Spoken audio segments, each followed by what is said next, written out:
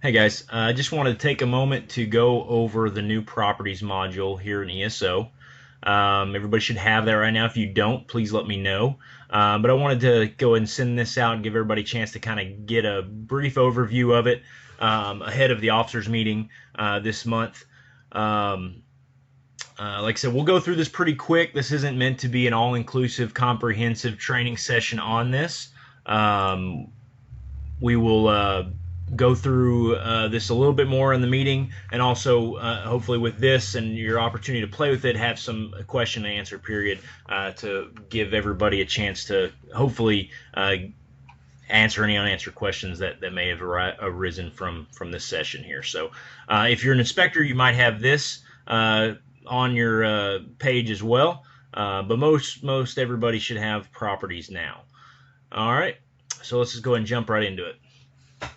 So when you come to your properties homepage, you'll have a search bar. This search bar will allow you to search any properties that have been entered into the system by name, any properties, buildings, or occupants, which I'll go through those three different layers here in a second, but or addresses can be searched here in this bar.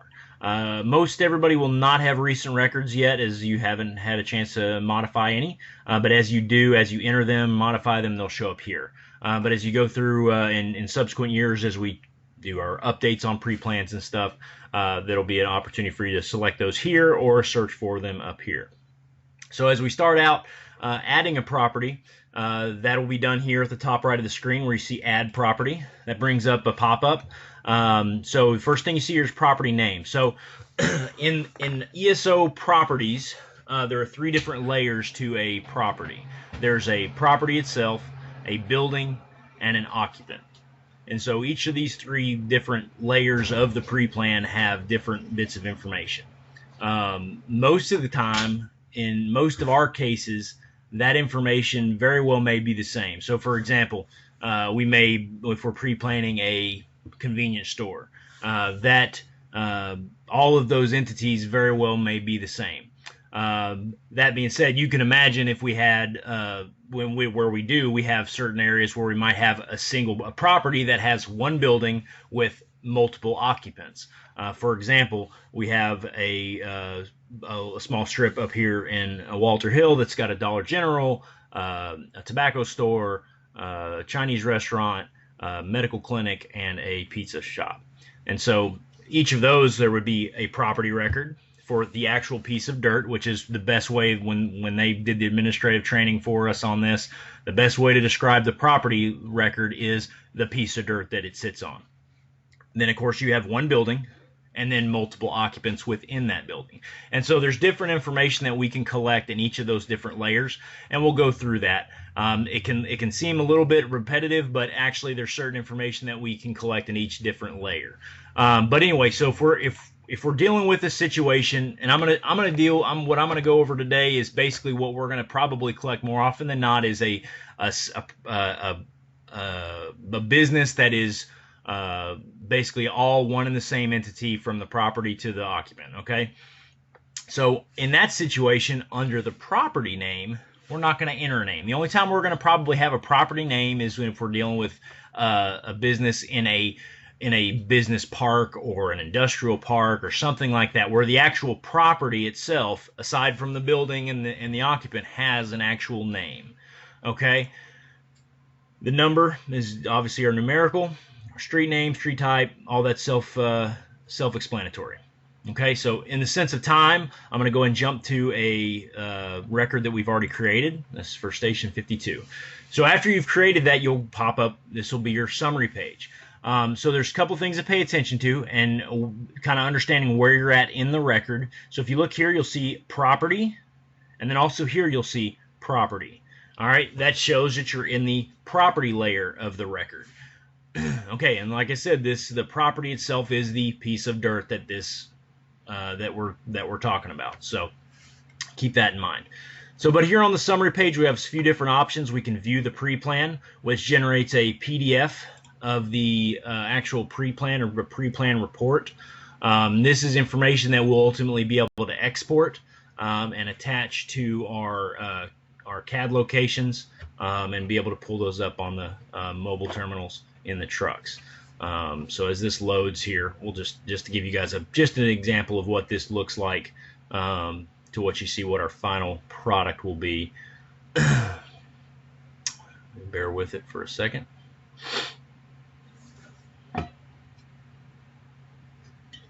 So this is ultimately what this will look like. Again, you can print these, you can export out. This is just a brief one. This is just for the property. Again, talking about the piece of dirt this sits on, and again, I know it kind of seems again repetitive, but if you can imagine the situations where we might have those multiple occupants and multiple buildings on a single piece of property, is where it kind of becomes more applicable. So we'll just, also here, if you look here on your right-hand column, you'll see the inspections that may be scheduled or have been completed. This is also a platform that we will use to schedule inspections under the property record, and all that will be attached to this property record, or this pre-plan record. All right, so jumping into the first item here on the toolbar under property. Here, this is a lot of the information that we logged in that first pop-up. We can change the property if that information changes. The type of property that it is. Again, we're dealing with the piece of dirt, so try not to get too confused on that. But really, if there is a sole purpose or a sole use of what's going to be on that piece of property, we can put that in there. When in doubt, feel free to ask, or if you don't know, you can leave that blank. What the property management is, if it's private, county, tax-paying, non-tax-paying, all that fun stuff. The start date. The start date can be a couple things. If you're able to determine when the property was built and it was opened, you can put that there, or we can actually just put when the pre-plan was completed. Since this is our first round of pre-plans, this is the first time that we've done this, you can go and make that the start date. Just keep in mind that nothing else, none of the other information in the building section or the occupant section can be earlier than that actual start date. Okay? So, of course, you got your address. We can identify if there's construction in progress. Any plans that might be in review. You may not know that at the time, so I'm not too terribly concerned about that. And then down through here, we're just some demographic information, the district that it's in, the inspection district, which we only have currently divided up into north and south areas. The station, just similar to how we divided up in ESO. And then this information is not tracked presently. Under special hazards, this is going to be information that just go through if there's anything that's applicable on here for you on that piece of property. Feel free to add it. Again, this is identifying things on the property that may be hazardous to us as we go through firefighting operations. There's an area to add an image to it, and then just other general information on what that hazard is. The notes section can be anything that you might deem relevant to the property itself. This can be certain access information. That can be maybe tactical suggestions, things like that. Anything that may not be captured in any of the other areas. This is kind of an area where you can add just certain, kind of a catch-all for different information that is not captured elsewhere. So moving on to contacts. Again, contacts. If we're dealing with the situation, I'll go back to dealing with a situation where we have an entity that's going to be one and the same for the property, from the property to the building to the occupant. There's really not a need to add a contact for the property record. I would save those property contacts for either the building record or the occupant record. Okay, that way when we pull a building pre-plan report, or we export that information, it will show under the building, which will give us more information. It'll actually trickle down to the respective building or occupant report that we pull and ultimately put into the CAD.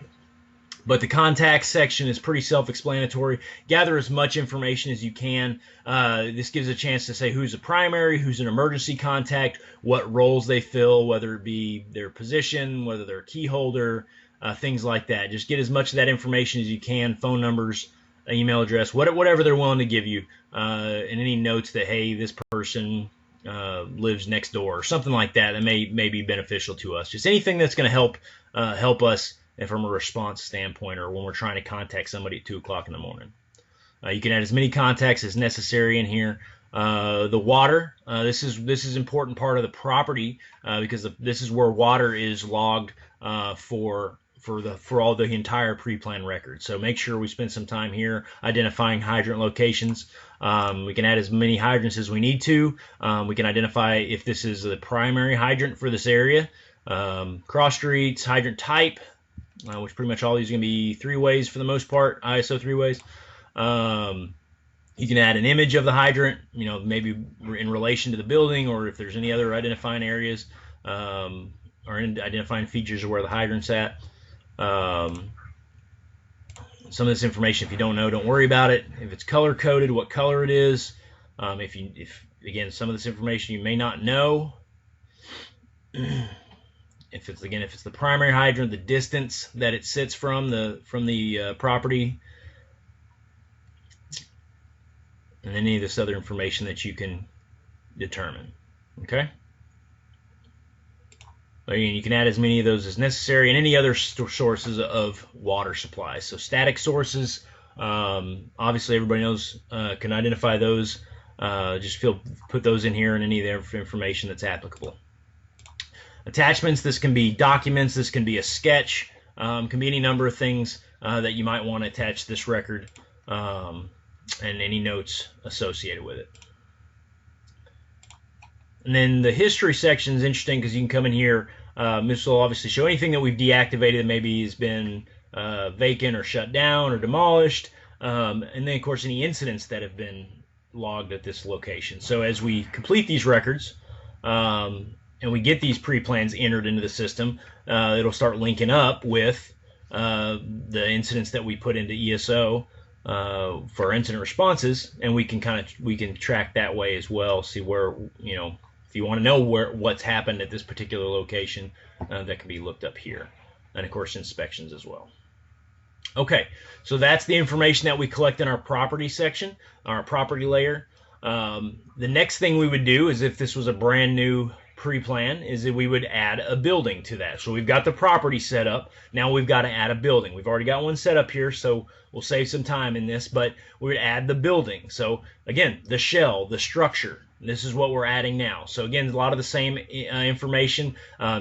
Just like on the property itself, you can add an image, so you can take a picture of the front of the building with the iPad while you're doing this, and it'll directly import that here to give you a direct image of that building. Same thing here with the inspection scheduling, we can do that. So we'll just go ahead and move right into building. If some of this stuff we've already collected, so we don't need to spend a whole lot of time on it, should show up already. Monitoring, if you collect any information for the monitoring for the alarm system, extinguishing systems, anything like that goes here. Again, that information can be gathered from the occupant or the property management. The presence of AEDs, and again, notes here for anything that's not captured elsewhere. Just know that this will show up on the pre-plan that's exported. So anything that you put there is going to show up everywhere. Again, contacts, like I said, save the contacts for the building and the occupant. So if you've got a building that's got property management, but you've also got an occupant that's a key holder to the business itself, that may be two different. So if you got a building property management, that may go here, and as we'll get into the occupant here in a second, but that the business owner may go in the occupant section. So again, just use your best judgment. When in doubt, feel free to call somebody. This is all stuff we can kind of move around later too, but when in doubt, just get the information and we can move it around as we need to. And you guys will get the hang of this as we go along. But the contacts is the same as it was previously. Building construction features. So as we go through, this will be opportunity for us to get the dimensions of the building, length, width, height. This will obviously populate other sections in the pre-plan record, which will give us fire flows, things like that. Number of exits, rescue points. This is a free text field, so you can add that information that you guys are able to identify during the pre-plan, or areas where maybe areas of safe refuge that we can identify that we might want to be aware of as we're responding. Construction itself, if it's an enclosed building, what type of construction, go through here and select that as it's applicable. Again, this is stuff you guys are used to seeing in ESO. Presence of heating and air conditioning systems, roof construction type, roof material. Again, I'm not going to bore you with this. This is all pretty straightforward stuff. If you have any questions, please make a note and ask me. Firewalls may not be something you're able to determine, but just if you don't know, don't worry about it. If you do know, feel free to put it. Same with fire doors. Any kind of stock, high piled combustibles, piled non-combustibles, hazmat, things like that. Just good, we can identify that there. Any use of the basement, what's used in there? Is it just used for storage? Is what? Same with the attic. Any access points can be taken, can be added here, and you can also attach photos similar to other sections. Again, the type of access. And then any specific notes and location information there. Again, here's a key box. This is where we'll add our information on where our Knox boxes are. As we get more and more of those up, this is the information that's going to add there with an image and where it's located. Fire protection systems are added here in this section. You don't have to worry about this first little bit here. And a lot of this information will be tallied once you enter in the building dimensions. Okay, so you can, like I said, a lot of that work's done for you already once you get the building dimensions in. Standpipes, if they have them, enter as much information as you can determine from the site and from the equipment itself. Same with the risers. Okay, attach as many images as you guys want. The more the better, just for your reference. The certification dates on these, just use the last inspection tag date. Same with the sprinklers. If you can determine as much information as you can determine. If you don't know, feel free to ask myself or one of the captains. If you don't know, if you can't get a hold of anybody, just leave it blank. We can figure it out later. But to the best of your knowledge, just fill that information out. Shutoffs, where they're at, location, the type of shutoff it is. All those are located here. Presence of alarms, panel locations, enunciator locations, what kind of alarm it is, if it's local only, if it's monitored, if it's just a private alarm. Those options are there. Okay. Select the alarm certification date. Again, that tagged inspection date on the panel itself. The presence of any extinguishing systems. Again, go through whether they're present, not present, the type of system it is. Any images you want to attach, the location, the shutoff, which may be at the riser, could be at the post indicator valve. Pretty much, and depending again if that's for a sprinkler system, if it's a specialty systems such as chemical systems, foam systems, halogens. Things like some of those others are going to have some specialty systems. You may have to ask maintenance or property management where those shutoffs are. Okay, and any special suppression strategy. So this is where it's a free-form field. You can add any kind of special notes on that. And again, this is stuff that can be updated later. So if you guys come back, you want to talk about it, and add stuff as you think of it. This is where this stuff can be added here. And again, attachments are the same, and history is the same as it was previously. Okay, so that's the building record. And again, I just want to go back one thing. So just so you're aware, when you're in the building record, you'll know it because it says BLDG for building there. It says building here, and it also says BLDG here. So you know you're in the building record. If you remember, it said property and property here, so we knew we were in the property record. So just to kind of help with navigating, understanding where you're at. And then, so if we were again new pre-plan, and we're going to the next step here. The next step would be new occupant, and then it would bring up our occupant page. So since we've already got one, we'll just navigate to it. And again, at this point, you're probably, well, how much more of this information do we need to continue to add? Well, some of this information, if we've already got it and it's not different, we don't need to continue to add the same information. So again, remember, this is beneficial if we have multiple occupants in a single building, but if we have the same occupant in the same building, some of this information is just now supplemental. And so We can add information regarding the occupant. If it's any different, we can add that here. If it's not different, we've already captured it. Okay, so don't spend too much time. As you can see, we got some different information here regarding occupancy. So the load, how many people, an average number of people between these hours. So try to fill that in as best as possible. That's a good figure to keep track of. Especially for when we're doing like our nursing home, keeping track of this information. This is great information to know for those kind of facilities, for our institutional facilities. Schools, things like that. Nobody's going to be self-inspected at this point. If they have mobility impaired or strained occupants, things like that. Log as much information regarding their business operation, their hours of operation as you can. If they have emergency incident plan, please ask them. If they don't, please answer accordingly here. Certain businesses are required to have them based on their occupancy type, and that's something that we will track as we go along. Again, information regarding their monitoring, if we didn't capture that already, that's captured here. Same with AED, and again, any additional notes that you might want to track. Again, if the contacts are different for the occupant here, you can add them. If not, they can stay the same as the building. So here's a different form field that we did not have in the other sections or the other layers, as you remember, is the chemicals. So this is where we can add our chemicals of any type. You can go in here and type any number of chemicals, and it's going to search for them and bring them up. And so you can get whatever information, material data sheets or safety data sheets or whatever they've got. And you can enter that information with the actual, and it'll attach the actual record to this pre-plan and give you actual information on that chemical.